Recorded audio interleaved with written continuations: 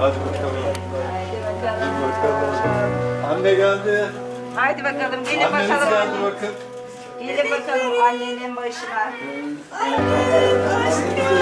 Aa, bak bak Elif de burada. Elif'i alayım mı? Elif annem. Ben bir sana şey yapma. Anneyi konuşturalım. Sevinirsin. Anne burada senin yanında bir tane. Anne senin yanında bebeğim. Ben seni çok seviyorum bebeğim. Ben seni çok seviyorum anneciğim. Sen bir meleksin benim bebeğim. Meleksin sen. Sen benim bir tanemsin. Annem benim.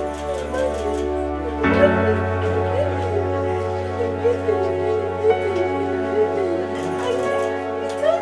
Korkmayın, korkmayın. Anne Geçti, geçti. geçti.